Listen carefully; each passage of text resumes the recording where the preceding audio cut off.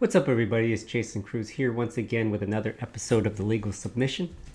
And this time we are going to take it back to the Vince McMahon Janel Grant lawsuit and kind of dig a little deeper into some of the issues that are involved in that particular lawsuit. Specifically, we are going to be talking about the purported confidential settlement agreement that Grant signed with Vince McMahon. And the agreement is related to her not talking about the issues that arose that she talked about in the non-disclosure agreement. So Grant indicates that she was not paid the $3 million that was promised to her for her silence. Now, there's a lot of issues surrounding the veracity of the agreement and how the agreement was construed. The settlement agreement was allegedly drafted by McMahon's lawyers, Jerry McDivitt, the old WWE lawyer, with Kirkland Gates. I'm sorry, name escaped me for a second there. But the confidential settlement agreement, according to Grant's attorneys and people who support Grant, indicate that it is too broad of an agreement with respect to the non-disclosure portion of it. The other issue that Grant alludes to is the fact that according to the federal law, the Speak Out law, sexual harassment victims should not be forced to sign non-disclosure agreements. So it prevents that from actually happening. President Biden signed the legislation in 2022, and it curbs the use of confidentiality agreements that block victims of sexual harassment from speaking publicly about misconduct in the work. The use of trade secrets, of employees taking trade secrets and bringing them to another workplace or for their own personal fulfillment, things of that nature. However, the NDAs are now being utilized to silence employees about misconduct in the workplace.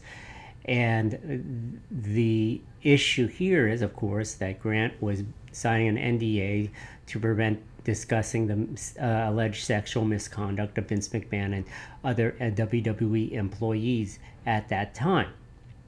So we have that issue. The other issue is the utilization of the non-disclosure agreement itself. Even if you say that the agreement circumvents the Speak Out Act for some reason, the non-disclosure agreement, the settlement agreement itself is overbroad because it does not speak to actual individuals, does not discuss actual individuals outside of Mr. McMahon, and also it does not spell out in detail what they are precluding her from saying and what actions there were in and of itself. It's overly broad, it's vague, and that is something that purported proponents, people in support of Janel Grant, will argue if this case gets litigated. Now, the agreement also includes an arbitration agreement, and certainly the WWE will argue that the arbitration agreement trumps the lawsuit, because even if she had an issue with the non-disclosure agreement, per the agreement, she was supposed to take this case to arbitration before arbitrate. Now, there's always the question of whether or not arbitration is better than going to trial. Trial costs a whole lot more, takes a lot longer. Arbitration is shorter.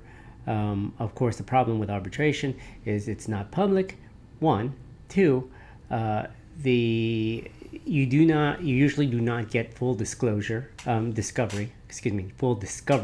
You don't have the opportunity to depose. You don't have everybody. You don't have the opportunity to ask questions of everyone. So that there is that. It's limited, and the arbitrator is likely just one individual. Although there have been arbitrations with multiple arbitrators, but still, it's while it is cost efficient, the process is shorter and less discovery can be done here. So what happens next? Well, again, we're still waiting for WWE to make a statement here. Obviously, McMahon's side has denied everything. John Laurinaitis' side has turned on Mr. McMahon and said that McMahon is the one to blame here. And so we'll probably see motions to dismiss by both sides, Laurinaitis, McMahon, and WWE, not both sides, but three sides of the lawsuit. And they will cite this agreement. Now, the agreement, again, once again, is believed to be too big to cover it, one, and two, it's against the law. They speak out, the federal law is there to prevent non-disclosures like this from happening. So we'll see what happens next. Jason Cruz for the Legal Submission. Have a great day, folks.